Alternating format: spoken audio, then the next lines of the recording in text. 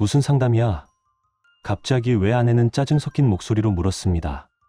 하지만 그 말을 잇던 입술은 서서히 굳어졌습니다. 회의실 문이 열리며 낯선 남자가 들어왔기 때문입니다. 아내의 얼굴과 그 남자의 얼굴이 마주친 순간 공기 자체가 얼어붙었습니다. 여기엔 왜? 아내의 목소리는 갈라져 있었습니다. 이것은 2년간의 해외 근무를 마치고 돌아온 남편이 마주한 배신극의 마지막 장면입니다. 15년의 결혼 생활이 내가 없는 2년 사이에 어떻게 처참하게 무너졌는지 보여주는 순간이었죠. 저는 그들을 향해 의자를 당겨 앉으며 차분히 말했습니다. 오늘 사실을 확인하는 자리를 마련했어. 이 자리에 오기까지 저는 수많은 밤을 의심과 분노, 그리고 굴욕감으로 지새워야 했습니다. 2년 만에 돌아온 집은 낯선 남자의 취향으로 가득 차 있었고 아내의 몸에서는 낯선 향수 냄새가 났습니다. 욕실에는 내가 본 적 없는 남자의 락커 열쇠고리가 놓여 있었고 내 가족 카드 명세서에는 아내의 상간남을 위한 값비싼 선물들이 찍혀나오고 있었습니다. 그저 감정적으로 폭발하고 모든 것을 끝낼 수도 있었습니다.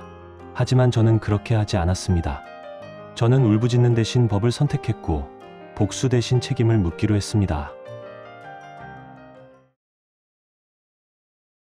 모든 사건의 시작은 제가 2년간의 그리움을 안고 돌아왔던 그날 인천공항의 텅 빈 입국장에서부터 시작되었습니다.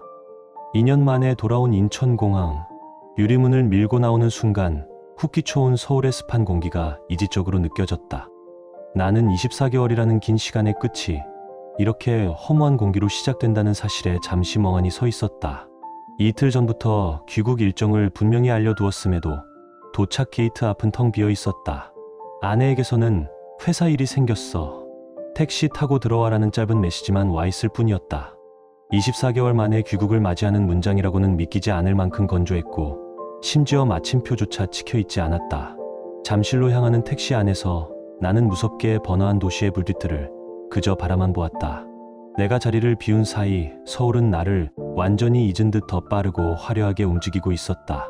기사님이 오랜만에 돌아오셨나 보다라며 반가운 말투로 말을 걸어왔지만 나는 대답할 기력이 없었다. 그저 고개를 끄덕였을 뿐이다. 환영받지 못한 귀국이라는 생각 때문인지 창밖 유리에 비친 내 얼굴이 유난히 지쳐 보였다. 밤 8시가 넘어 도착한 집. 도어락을 열자 익숙하면서도 미묘하게 달라진 집안의 공기가 나를 맞았다. 조용했다. 하지만 그 침묵의 결이 달랐다. 텅 빈 집의 고요함이 아니라 누군가의 생활감이 낯설게 배어 있는 듯한 침묵이었다. 거실 한가운데 자리 잡은 소파부터가 그랬다. 내가 기억하던 편안한 패브릭 소파가 아니었다. 묵직한 가죽 질감, 번쩍이는 광택, 그리고 코를 찌르는 새 가구의 향기. 벽에 걸린 추상화 역시 내가 알던 민지의 취향과는 거리가 멀었다. 이 모든 것이 내가 부재했던 시간 동안 이 집의 분위기가 완전히 바뀌었음을 말해주고 있었다. 민지야, 나왔어. 대답은 없었다. 나는 현관으로 다시 걸어가 신발들을 살폈다. 신발장에 배치가 바뀌어 있었다. 그리고 그 위에는 내가 한 번도 본 적 없는 고가의 구두 상자들이 가지런히 놓여 있었다. 색감과 디자인은 차분했지만 로고는 분명 민지가 평소 추구하던 합리적인 소비와는 거리가 멀었다. 그녀가 언제부터 이런 취향을 갖게 된 걸까? 주방으로 발걸음을 옮겼다. 냉장고 문틈으로 익숙지 않은 쾌쾌한 냄새가 새어나오고 있었다. 문을 열자 내가 떠나기 전 채워 넣었던 평범한 식료품들 대신 생소한 라벨의 수입 음료수들과 고급 치즈 플래터가 자리를 차지하고 있었다. 나는 그 치즈를 노려보았다. 민지는 치즈는 냄새가 역하다며 입에도 대지 않던 사람이었다. 술 역시 거의 마시지 않았다. 하지만 냉장고 안에는 값비싼 와인과 위스키 미니어처들이 줄지어 있었다. 이것은 민지의 취향이 아니었다. 그렇다면 이것은 누구의 취향인가? 그 순간 나는 의심보다 더 차갑고 불쾌한 낯설음을 느꼈다. 안방 문을 열자 시끄러운 드라이기 소리가 쏟아져 나왔다. 민지는 거울 앞에 앉아 머리를 말리고 있었다. 내가 들어선 것을 알았을 텐데도 그녀는 돌아보지 않았다. 그저 거울을 통해 나와 무감각하게 시선을 마주쳤다.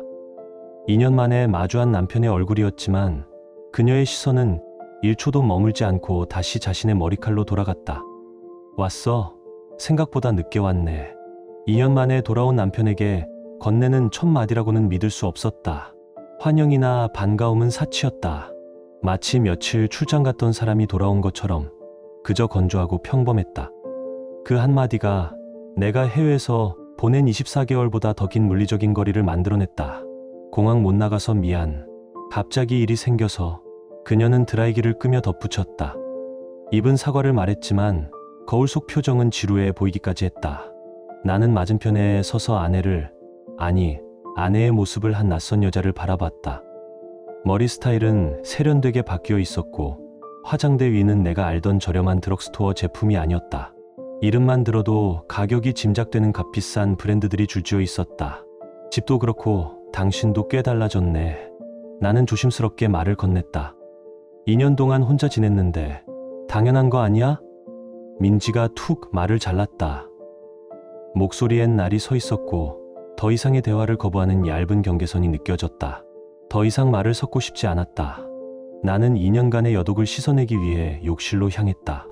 그리고 욕실 문을 열었을 때 나는 세면대 한쪽에 놓인 낯선 물건을 발견했다. 남성용 운동 가방에나 달릴 법한 열쇠고리였다. 검은색 가죽 태그, 그 위에는 남자의 이름으로 추정되는 초성이 박혀 있었다. 그리고 함께 달린 락커 번호. 내가 다녔던 헬스장의 방식과는 완전히 다른 체계였다. 나는 그것을 집어들었다. 차가운 가죽의 감촉이 손바닥에 선명했다. 욕실을 나와 민지에게 그것을 내밀었다. 이거 누구 거야? 민지의 표정이 순간 굳었지만 아주 잠깐이었다. 그녀는 곧 시선을 피하며 말했다. 아, 그거. 며칠 전에 친구 남편이 잠깐 들렀다가 맡겨 놓은 거야. 대답은 망설임이 없었지만 그 내용은 완벽한 거짓말이었다. 민지는 사람을, 특히 남자를 집에 들이는 것을 병적으로 싫어했다. 내가 없는 2년 동안 단 한 번도 외부인을 집에 들인 적 없다고 말했던 사람이다. 친구의 남편이라니 그보다 더 설득력 없는 변명은 없었다. 나는 더 묻지 않았다. 그저 묵묵히 욕실로 돌아와 샤워기 물을 틀었다. 뜨거운 물이 어깨를 타고 흘러내렸지만 머릿속은 얼음장처럼 차가웠다. 그 작은 가죽 태그가 머릿속을 떠나지 않았다. 지난 2년 나는 무엇을 위해 버텼나. 힘들고 외로울 때마다 매일 밤 걸려오던 민지와의 영상통화가 나를 지탱했다. 화면 너머로 들려오던 그녀의 다정한 목소리, 서로의 하루를 나누던 그 시간. 그 모든 온기가 내가 버틸 수 있었던 유일한 이유였다. 그런데 그 모든 것이 가짜였을지도 모른다. 내가 그 따뜻한 기억에 매달려 있는 동안 이 집에서는 내가 모르는 누군가의 흔적이 쌓여가고 있었다. 오늘 밤 내가 마주한 이 낯섦과 거짓말은 그 2년간의 온기가 한순간에 무너져 내리는 소리였다. 샤워를 마치고 나왔을 때 민지는 이미 나를 등진 채 침대에 누워 있었다. 피곤해서 먼저 잘게. 말끝은 짧았고 담요는 어깨까지 단단히 올라가 있었다. 만지지 말라는, 넘어오지 말라는 무언의 경고처럼 느껴졌다. 2년 만에 만난 부부라면 밤을 새워도 모자랄 이야기들이 있었을 텐데 우리 사이에는 어색한 침묵만이 흘렀다. 불을 끄고 옆에 누웠지만 잠은 오지 않았다. 나는 천장만 바라보았다. 눈을 감으면 해외에서 보낸 2년의 시간들이 주마등처럼 스쳐 지나갔다. 힘들고 외로웠던 날들, 그때마다 나를 버티게 한 것은 화면 너머로 들려오던 민지의 다정한 목소리였다. 그 다정함은 내게 유일한 현실이었다. 그러나 지금 내 옆에 누워 숨을 내쉬는 이 사람, 화면 속의 그녀와는 표정도, 호흡도, 심지어 온도마저 다른 사람 같았다. 같은 얼굴을 한 완전히 다른 사람. 새벽녘에야 겨우 잠이 들었지만 꿈속에서조차 그 낯선 가죽 열쇠고리가 내 손을 떠나지 않았다. 다음 날 아침, 평소보다 1시간이나 이른 시간에 아내의 움직임이 느껴져 잠에서 깼다. 민지는 화장대 앞에 앉아 있었다. 그 모습은 일상적인 준비가 아니었다. 파운데이션을 얇고 꼼꼼하게 펴바르고 눈가에 정성스럽게 색을 입히는 손길은 마치 의식을 치르는 듯했다. 입까지 완벽하게 마무리한 뒤 짙은 톤의 향수를 목 뒤와 손목에 바르듯 눕혔다. 그것은 누군가를 만나기 위한 준비였다. 어디가? 내가 묻자 민지는 거울 속에 내 시선을 피하며 짧게 대답했다. 친구들이랑 점심 좀. 옷차림 역시 모든 것을 말해주고 있었다. 편안함을 최우선으로 하던 사람이 몸의 선이 그대로 드러나는 원피스를 꺼내 입었다. 그 위에 걸친 코트의 재질과 스카프의 색감까지 모든 것이 누군가의 시선을 의식한 듯 정교하게 계산되어 있었다. 평범한 친구들과의 점심 식사 자리라고는 도저히 볼 수 없는 차림이었다. 민지가 나가고 집에 다시 어색한 고요가 내려앉았다. 나는 그제야 현관에 쌓여있던 우편물들을 정리하기 시작했다. 각종 청구서와 안내문 사이로 내 이름으로 된 카드 명세서가 몇 장 끼어 있었다. 가족 카드였다. 2년간 자리를 비웠으니 그동안의 내역을 확인하는 것은 당연했다. 하지만 명세서를 펼쳐든 순간 나는 얼어붙었다. 낯선 지출 내역들이 눈에 들어왔다. 압구정의 한 멤버십 라운지. 이름조차 생소한 그곳에서 거의 매주 일정한 요일에 거액이 결제되어 있었다. 금액은 늘 2인 기준인 듯 무거웠다. 친구들과의 점심이라고 하기엔 비정상적인 지출이었다. 다음 장은 더욱 충격적이었다. 백화점 명품관에서 결제된 남성용 액세서리 내역. 이니셜 각인 서비스가 포함된 서명, 펜, 남성용 머플러, 그리고 최신형 스마트워치까지. 단발성 선물이 아니었다. 마치 누군가를 꾸준히 관리해주듯 일정한 간격을 두고 반복된 구매였다.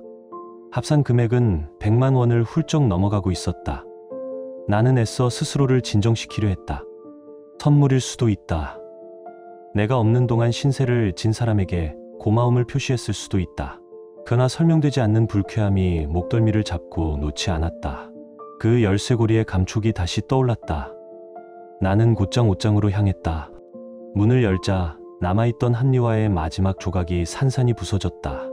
민지가 즐겨 입던 무채색의 단정한 옷들은 한쪽 구석으로 전부 밀려나 있었다. 그리고 그 빈자리는 내가 본 적 없는 화려하고 세련된 외출복들이 차지하고 있었다. 원단과 재질, 가격대 모두 이전과는 차원이 달랐다. 태그가 채 떼어지지 않은 것들도 보였다. 이것은 단순한 취향의 변화가 아니었다. 이것은 누군가의 시선 아래 완벽하게 다시 준비된 생활이었다. 누군가의 세계에 발을 들인 명백한 흔적이었다. 나는 거기서 생각을 멈췄다. 옷장 문을 닫았지만 생각은 멈추지 않았다.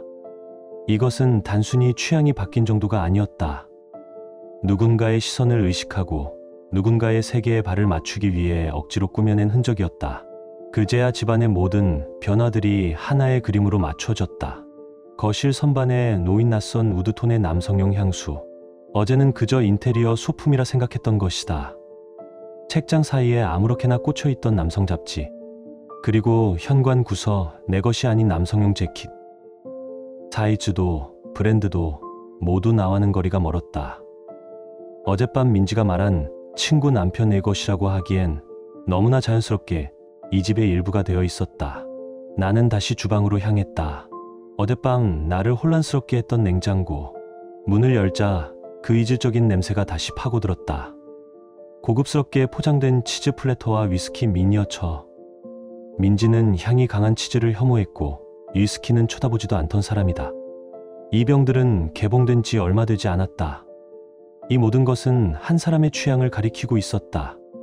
거실 테이블에 나란히 치킨 2개의 잔 자국, 소파 쿠션의 배열. 이 모든 것이 하루 이틀 사이에 쌓인 것이 아니었다. 그날 저녁 민지가 돌아왔을 때 나는 애써 침착하게 물었다. 집에 낯선 물건들이 너무 많은데 무슨 일 있었어? 민지는 순간 눈썹을 치켜세웠지만 금세 표정을 감췄다. 아, 요즘 집에서 모임 좀 했어. 친구들 데리고. 별거 아니야. 말은 태연했지만 그녀의 손가락이 무의식적으로 목걸이 줄을 만지작거리고 있었다. 민지가 불안하거나 거짓말을 할 때 나오는 아주 오래된 습관이었다. 그날 밤 민지는 어김없이 나를 등지고 일찍 잠자리에 들었다. 나는 잠들 수 없었다. 설마와 역시가 머릿속에서 전쟁을 치렀다. 하지만 그녀의 거짓말은 내 마지막 합리화마저 부숴버렸다. 나는 더 이상 이 어색한 연극을 견딜 수 없었다. 감정이 아니라 증거가 필요했다. 며칠 뒤 나는 우편물 더미에서 통신사 요금 청구서를 발견했다. 봉투가 평소보다 유난히 두툼했다.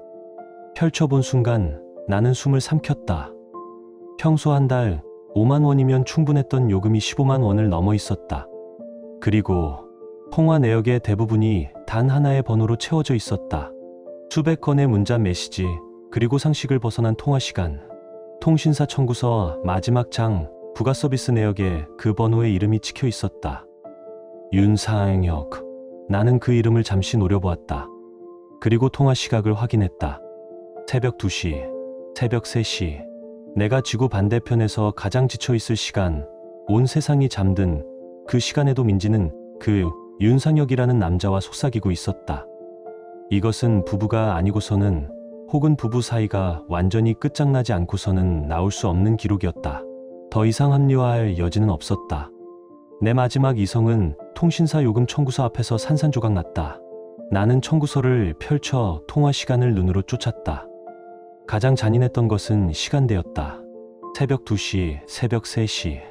내가 해외 지사와의 화상회의로 가장 지쳐있을 시간, 물리적으로 연락이 닿기 가장 힘든 그 틈을 정확히 파고들어 있었다. 마치 내 부재를 치밀하게 계산이라도 한 듯했다. 데이터 사용량은 내가 알던 민지의 사용량보다 3배 가까이 늘어 있었다. 고화질의 영상이나 사진을 수시로 주고받지 않으면 나올 수 없는 수치였다. 그리고 마지막 장, 국제전화 요금. 단 한 줄도 없었다.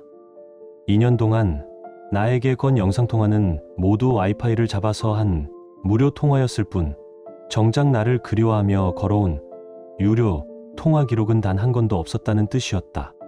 그날 저녁 민지가 돌아왔을 때 나는 거실 소파에 앉아 그녀를 기다렸다.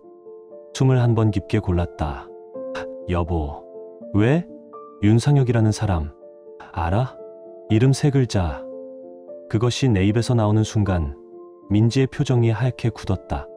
컵을 들려던 손이 허공에서 미세하게 떨렸고 입술이 굳어버렸다. 그 이름을 어떻게... 나는 대답 대신 테이블 위에 통신사 청구서를 내려놓았다.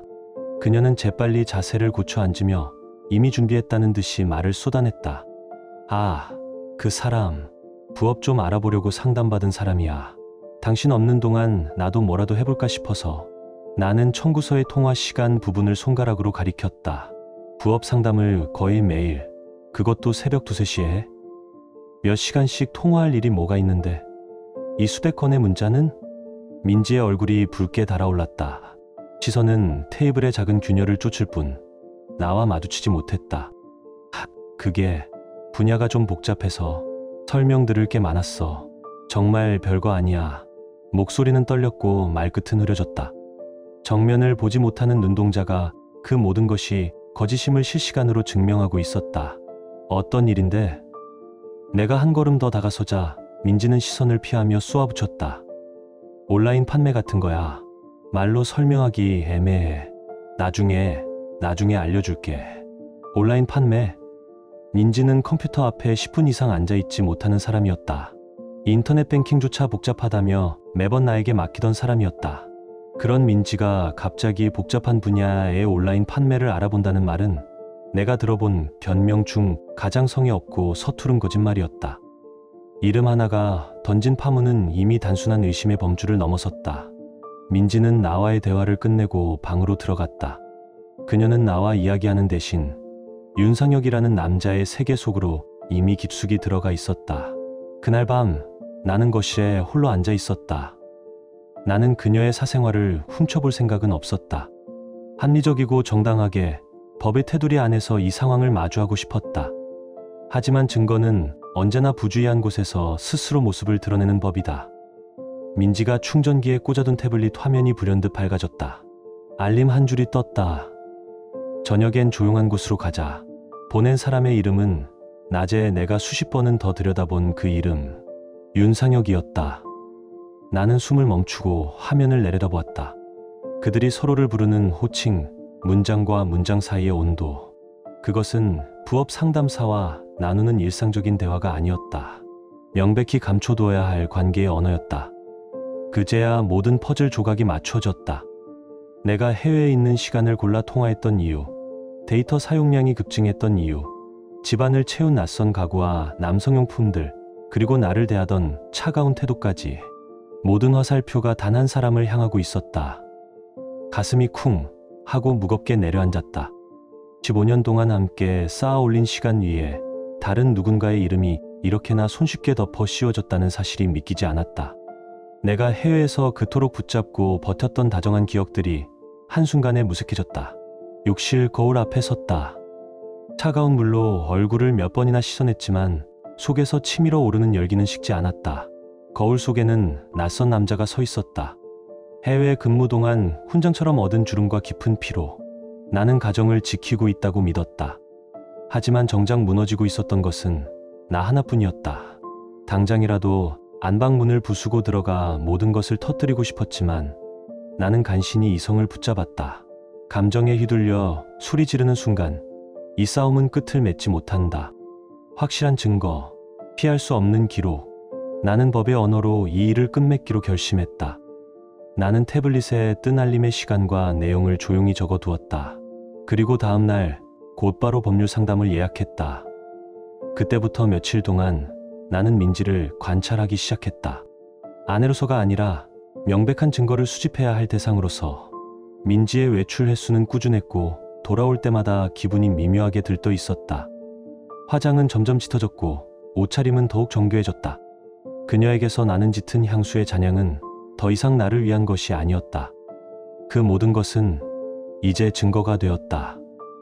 어느 날 오후 민지가 친구랑 쇼핑 좀 하고 올게 하고 나서는 길에 나는 일정한 거리를 두고 그 뒤를 따랐다. 이것은 감정적인 미행이나 충동적인 행동이 아니었다. 법률 상담 후 변호사가 요구한 사실 확인을 위한 냉정한 절차의 시작이었다. 민지는 익숙한 동작으로 카드를 찍고 강남행 열차에 올랐다. 나는 멀찍이 떨어진 다음 칸에 탑승해 유리창 너머로 그녀의 뒷모습을 바라보았다. 목선과 어깨선까지 완벽하게 정돈된 옷차림. 저것은 친구를 만나기 위한 준비가 아니었다. 명백히 남자의 시선을 의식한 준비였다. 민지는 지하철 유리창에 비친 자신의 모습을 수시로 확인하며 휴대폰을 손에서 놓지 못했다. 누군가와 메시지를 주고받는지 입꼬리가 설렘을 감추지 못하고 여러 번 기울었다 올라갔다. 그 미소, 나에게는 아주 오래전에 사라졌던 내가 2년간 그토록 그리워했던 표정이었다. 강남역에서 내린 민지는 혼잡한 거리에서도 망설임 없이 한 카페로 향했다. 대리석 테이블과 조용한 조명, 예약 없이는 앉기 힘든 그런 곳이었다. 창가 자리에 앉은 민지는 메뉴판은 보지도 않은 채 오직 출입문 쪽으로 시선을 고정해 두고 있었다. 그리고 얼마 지나지 않아 한 남자가 카페 문을 밀고 들어왔다. 40대 중반쯤, 단정하게 재단된 네이비 수트, 은색 커프스, 손목에 얹힌 시계. 한눈에도 나와는 다른 부류의 성공한 남자의 모습이었다. 민지는 그가 들어서는 순간 자리에서 일어나 환하게 웃었다. 내가 지난 2년간 단 한 번도 보지 못했던 결혼 생활 15년 중 가장 생기 넘치는 미소였다. 나는 카페 밖 차가운 벽에 몸을 기댄 채 그들을 지켜봤다. 두 사람은 너무나 자연스럽게 마주 앉았다. 대화는 끊김이 없었고 민지는 그와 이야기하며 내 카드 명세서에 찍혀있던 바로 그 스마트워치를 만지작거렸다. 남자는 민지가 머리를 넘길 때마다 시선을 거두지 않았다. 2년의 공백을 가진 나와는 달리 두 사람 사이에는 이미 완성된 익숙한 리듬이 흘렀다. 1시간 남짓 지났을까? 두 사람은 자리에서 일어났다. 남자가 자연스럽게 앞서 걷자 민지는 반발짝 옆에서 발을 맞췄다. 그 친밀한 간격, 대화의 끝마다 스치는 웃음. 연인이 아니고서는 나올 수 없는 모습이었다. 그들은 망설임 없이 지하 주차장으로 내려갔다. 나는 더 이상 따라갈 수 없었다. 그저 주차장 입구에 서서 그들이 사라진 어둠 속을 노려볼 뿐이었다. 잠시 뒤 검은색 SUV 한 대가 천천히 경사로를 올라왔다. 조수석 창문 너머로 민지의 옆모습이 스쳤다. 나는 숨을 참고 그 차의 번호판을 휴대폰에 기록했다. 숫자를 하나도 틀리지 않기 위해 여러 번 확인했다. 이것이 법정에서 효력을 가질 첫 번째 증거였다. 집으로 돌아오는 버스 창에 비친 내 얼굴은 아무런 감정이 없는 듯 낯설었다. 머릿속은 텅 비었고 그저 카페 안에서 웃고 있던 민지의 얼굴과 그 SUV의 번호판만이 반복 재생됐다. 확신하고 싶지 않았던 의심이 내 눈으로 직접 목격한 돌이킬 수 없는 사실이 되었다. 그날 밤 민지는 평소보다 늦게 들어왔다. 쇼핑하다 보니 시간이 훌쩍 갔네. 거짓말은 이제 일상이 되어 있었다. 그녀의 손에는 쇼핑백 하나 들려있지 않았다. 나는 묻지 않았다. 대신 민지가 벗어놓은 외투 주머니에서 무언가 툭 바닥으로 떨어지는 소리를 들었다. 영수증 한 장이었다. 내가 오늘 본 그 카페 근처의 고급 레스토랑. 결제 시각은 오늘 오후. 2인분 15만 원. 그제야 손끝이 떨려왔다. 눈으로 본 것, 귀로 들은 것, 그리고 이제는 손에 쥔 이 종이 한 장까지. 모든 조각이 하나의 끔찍한 그림을 완성하고 있었다. 그날 밤 민지의 옆에 누워있는 것은 고문 그 자체였다. 불과 몇 시간 전까지 다른 남자와 웃고 있던 사람이 아무렇지 않은 얼굴로 내 옆에서 고른 숨을 내쉬고 있다는 사실이 견디기 힘들었다. 분노, 굴욕, 그리고 15년의 시간을 통째로 부정당한 허탈함이 뒤엉켰다. 15년의 결혼 생활이 결국 나 혼자만 믿고 있던 우스꽝스러운 연극이었음을 깨달았다. 새벽까지 천장만 바라보며 생각했다. 감정으로 덮치면 끝까지 가지 못한다. 차갑게 절차대로 빠져나갈 구멍 없이 나는 그 방식으로 이 배신을 마주하기로 했다. 다음 날 아침 나는 어제 메모해둔 차량 번호로 등록 정보를 조회했다. 그리고 그 결과는 내가 예상했던 이름과 정확히 일치했다. 윤상혁, 45세, 강남에 사무실을 둔 IT 스타트업 대표. 인터넷을 검색하자 그의 기사와 인터뷰가 쏟아져 나왔다. 명문대 출신, 대기업 근무 후 창업, 최근 대규모 투자 유치 성공.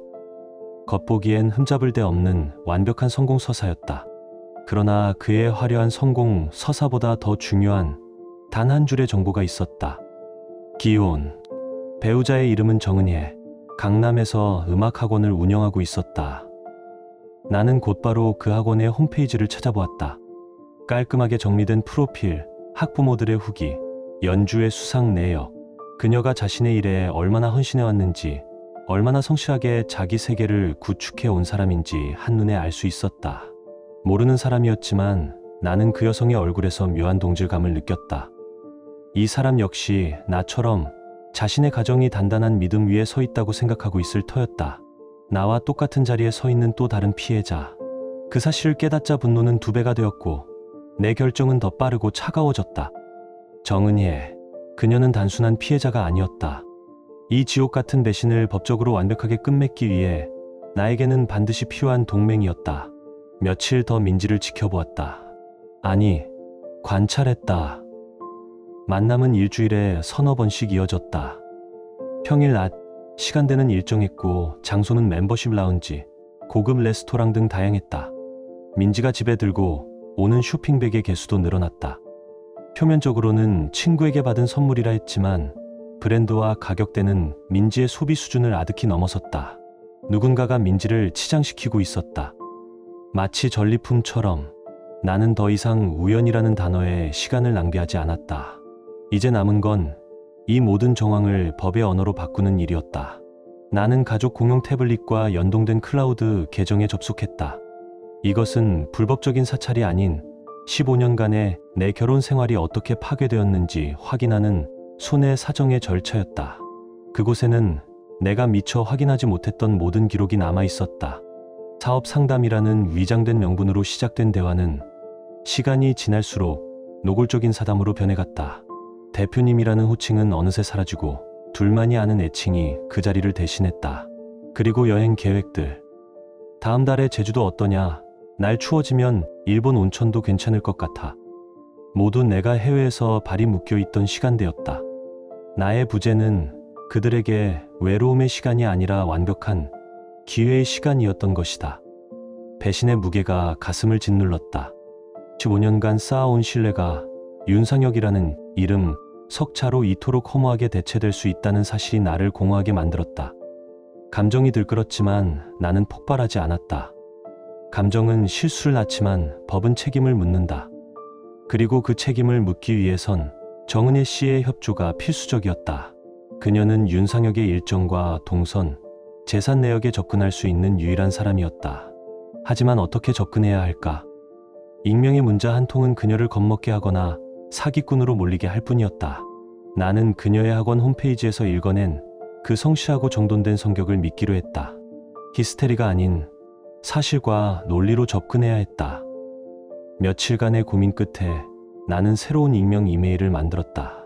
그리고 정은혜 씨에게 내 신분을 숨긴 채 극도로 사무적인 메일을 보냈다. 정은혜 원장님, 귀하의 가정과 관련하여 직접 확인하셔야 할 긴급한 사안이 있습니다. 매우 민감한 정보이기에 조심스럽게 만나서 이야기 나누고 싶습니다. 불필요한 단어는 모두 뺐다. 경계심을 자극할 만한 감정적인 표현도 피했다. 이것은 폭로가 아니라 확인이 필요한 문제라는 인식을 심어주어야 했다. 이틀 뒤 답장이 도착했다. 무슨 일인지 궁금합니다만 신원도 밝히지 않은 분을 바로 만나는 것은 조심스럽습니다. 먼저 어떤 내용인지 알려주실 수 있습니까? 신중한 태도, 예상했던 그대로의 반응이었고 당연한 절차였다. 나는 그녀가 이성적인 사람임을 확신했다. 나는 돌려 말하지 않았다. 그녀가 감정적인 위로가 아닌 냉철한 사실을 원한다고 판단했다. 당신의 남편 윤상혁과 내 아내 사이의 부정한 관계가 의심된다. 내가 확보한 객관적인 자료가 있다. 이것은 감정적인 폭로가 아니라 두 가정이 연관된 문제의 사실 확인을 위한 제안이다. 한동안 답이 없었다. 3일이라는 시간이 흐른 뒤 메일이 왔다. 사실이라면 직접 만나고 싶다. 다만 나 역시 근거 없이 움직일 수는 없다. 확인을 위해 당신이 말한 자료의 일부를 먼저 볼 수 있겠는가? 신중한 태도, 나는 내 신원이 드러나지 않는 선에서 법률 자문을 받은 대로 공개된 장소의 증거들만 정리해 회신했다. 시간과 장소가 명시된 레스토랑 영수증 4본, 압구정 멤버십 라운지의 반복적인 결제 내역, 두 사람의 비정상적인 통화량이 요약된 통신사 청구서 일부, 그리고 내가 직접 확보한 공개된 주차장의 입차 기록. 사적인 공간에서의 이미지는 철저히 배제했다. 이것은 협박이 아니라 검증의 절차여야 했다. 답장을 보낸 지 불과 몇 시간 만에 모르는 번호로 전화가 왔다. 정은혜 씨였다. 목소리는 침착하려 애썼지만 분노와 충격으로 인한 미세한 떨림까지 숨기지는 못했다. 내일 저녁 변호사 사무실 상담실에서 만나도 되겠느냐고 물었다. 그녀는 울부짖는 대신 가장 안전하고 이성적인 장소를 선택했다. 나는 망설임 없이 동의했다. 다음 날 저녁 우리는 서초의 한 법무법인 상담실에서 마주 앉았다. 변호사는 배석하지 않았다. 오직 우리 두 사람. 실물의 정은혜 씨는 홈페이지 프로필 사진보다 더 단정하고 강단 있어 보였다. 하지만 애써 감춘 눈가에 부은 자국이 그녀 역시 지난 며칠간 지옥 같은 밤을 보냈음을 말해주고 있었다. 어떻게 알게 되셨나요? 그녀가 낮은 목소리로 물었다. 나는 감정을 배제하고 사실을 시간 순서대로 보고했다. 2년 만에 귀국 날 마주한 집안의 낯선 변화들, 욕실 세면대의 열쇠고리, 그리고 카드 명세서에서 발견한 압구정 멤버십 라운지와 남성용 명품 구매 내역, 마지막으로 윤상혁이라는 이름이 찍힌 통신사 요금 청구서까지. 그녀는 내 말을 끊지 않고 고개를 천천히 끄덕였다. 내 이야기가 끝나자 그녀가 입을 열었다. 생각해보니 최근 남편이 자주 늦었습니다. 회사 일이라는 설명이 쓸데없이 길어졌죠. 그리고 예전과 달리 휴대폰을 강박적으로 가까이 뒀어요. 우리는 테이블 위에 펼쳐진 서류들을 번갈아 확인했다. 서로 다른 곳에서 시작된 의심의 선이 정확히 윤상혁과 민지라는 한 지점에서 만나고 있었다. 나는 마지막 장을 접으며 못을 박았다. 나는 이 일을 감정으로 끝낼 생각이 없습니다. 오직 법과 책임의 언어로 마무리하고 싶습니다. 정은혜 씨는 잠시 눈을 감았다가 천천히 숨을 내쉬었다. 의심이 확신으로 변하는 순간 그녀의 눈가에 눈물이 맺혔다. 하지만 그녀는 울지 않았다. 금세 감정을 다잡았다. 알겠습니다. 그럼 다음 절차를 함께 밟죠. 의심만으로는 아무것도 바꿀 수 없었다. 우리는 감정이 아니라 오직 증거의 언어로만 이 싸움에 대응하기로 합의했다. 법적 조치를 하겠습니다. 정은혜 씨의 목소리는 떨렸지만 그 속에는 저와 같은 종류의 단단함이 박혀 있었습니다. 저도 고개를 끄덕였습니다. 저 역시 마찬가지입니다. 이혼, 위자료 청구, 그리고 상간자에 대한 민사 소송까지 모든 것을 준비할 생각이었습니다. 그녀가 덧붙였습니다. 그러려면 감정적인 폭발이 아니라 돌이킬 수 없을 만큼 명확한 기록, 더 확실한 증거가 필요해요. 저도 같은 생각이었습니다. 법정에서는 이심이나 정황이 아닌 오직 반박 불가능한 사실만이 힘을 가질 테니까요. 우리는 그날부로 완벽한 동맹이 되었습니다. 감정에 휘둘리는 피해자가 아니라 공동의 목표를 가진 냉정한 집행자가 되기로 했습니다. 우리는 역할을 나누었습니다. 정은혜 씨는 남편 윤상혁의 법인카드 사용 내역과 외근 일정을, 저는 아내 민지의 개인카드 내역과 동선을.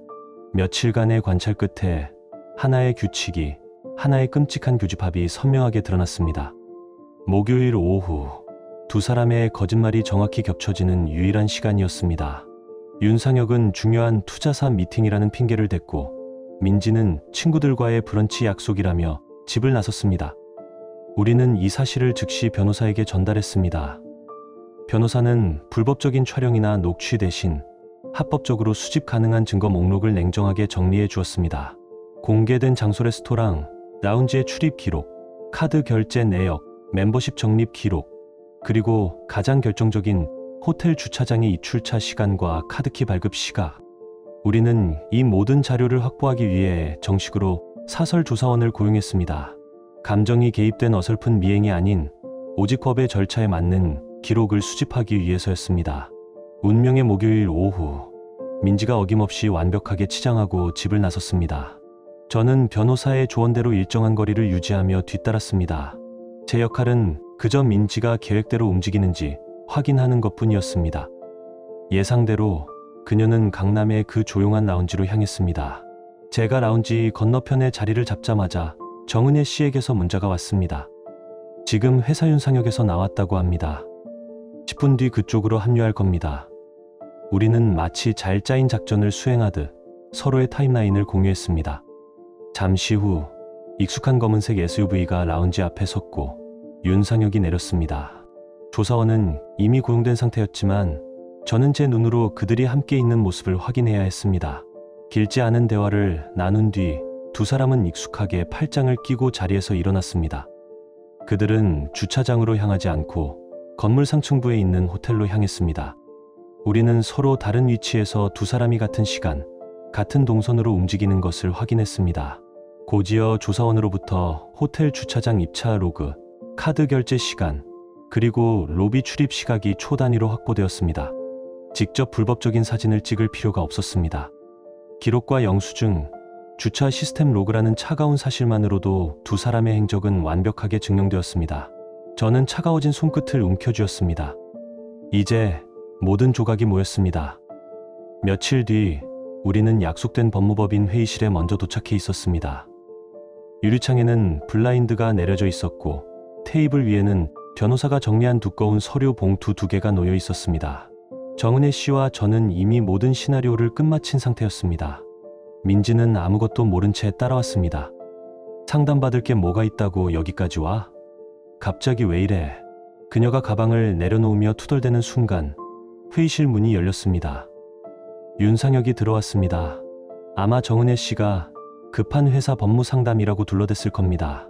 두 사람의 시선이 허공에서 마주치는 순간 공기 자체가 얼어붙었습니다. 여기엔 왜 당신이? 민지의 목소리가 갈라졌습니다. 민지 씨가 왜 여기에? 윤상혁도 마찬가지였습니다. 저는 의자를 당겨 앉으며 이 연극의 막을 올렸습니다. 오늘 두 사람의 사실관계를 확인하는 자리를 마련했어. 변호사가 두 사람 앞에 서류 봉투를 열어 그 안의 내용물을 슬라이드처럼 펼쳐 놓았습니다. 목요일마다 반복된 호텔 출입 기록, 레스토랑과 라운지의 2인 결제 내역, 두 사람의 차량이 같은 시간대에 입출차한 주차장 로그, 이름과 날짜, 시간이 붉은 펜으로 선명하게 표시되어 있었습니다. 이건 오해야 대표님. 이건 설명할게. 여보. 민지가 떨리는 손으로 종이를 잡았지만 읽을수록 얼굴은 하얗게 질려갔습니다. 저는 단 한 번도 목소리를 높이지 않았습니다. 그저 차가운 사실을 줄였습니다. 민지, 이 날들 당신은 나에게 친구를 만난다고 했지. 저는 서류에 적힌 날짜를 손끝으로 가리켰습니다. 윤상혁은 그제야 이 모든 것이 함정이었음을 깨달았는지 손목의 시계만 만지작거리며 눈을 피했습니다. 변호사가 차분하지만 단호하게 말했습니다. 두 분 모두 기혼자입니다. 이 자료들은 부정행위에 대한 명백한 증거로 상간자 민사소송에 즉시 제출될 예정입니다. 변호사의 선고와 같은 말에 민지가 떨리는 눈으로 나를 바라봤다. 여보, 오해야. 이건 정말 오해라니까. 그냥 몇 번 만난 거 가지고. 그녀의 목소리는 피사적이었지만 나는 그 말을 가로막지 않았다. 그저 조용히 이미 준비해둔 문장을 덧붙일 뿐이었다. 오해라면 법정에서 밝히면 돼. 내 목소리에는 1%의 감정도 실려 있지 않았다. 2년간의 그리움도 15년간의 애정도 지금 이 순간의 분노조차도 없었다. 오직 차가운 사실만이 존재했다. 민지의 입술이 닫히고 그제야 회의실의 진짜 주인이 입을 열었다. 지금까지 침묵을 지키던 정은의 씨였다. 그녀는 나나 민지를 보고 있지 않았다. 그녀의 시선은 정확히 자신의 남편 윤상혁의 얼굴에 고정되어 있었다. 당신. 그녀의 목소리는 울고 있지 않았다. 얼음장처럼 차갑고 단단했다. 지난주에 내가 휴대폰 때문에 좀 늦는 거 아니냐고 물었을 때 나한테 뭐라고 했는지 기억나? 윤상혁은 고개를 들지 못했다. 당신은 의심할 줄이나 알지 순진에 빠져서 그렇게 말했지. 정은혜 씨는 윤상혁이 자신을 기만하며 썼던 바로 그 단어 순진함을 되돌려 주었다. 윤상혁의 얼굴이 그 성공한 IT 대표의 여유롭던 가면이 그 순간 완전히 무너져 내렸다. 그는 민지의 폭로보다 자신의 아내가 이렇게 냉정하고 치밀하게 칼을 갈았다는 사실에 더 충격을 받은 듯했다. 나는 테이블 위에 놓인 서류 마지막 장, 두 사람의 재산에 대한 가압류 신청서를 그들 앞으로 천천히 밀어 올렸다. 이건 시작일 뿐이야. 나는 무너진 두 사람을 번갈아 보며 말했다. 우리는 감정으로 복수하러 온 게 아니야. 울고불고 매달리러 온 것도 아니고 당신들이 저지른 짓에 대한 법적 책임을 묻기 위해 온 거지. 회의실은 완벽한 정막에 휩싸였다. 누구도 더 이상 오해라거나 설명이라는 단어를 입에 담지 못했다. 법의 언어 앞에서 그들의 모든 변명은 힘을 잃었다. 그것이 내가 15년의 결혼 생활에 바치는 마지막 예우이자 가장 잔인한 복수였다.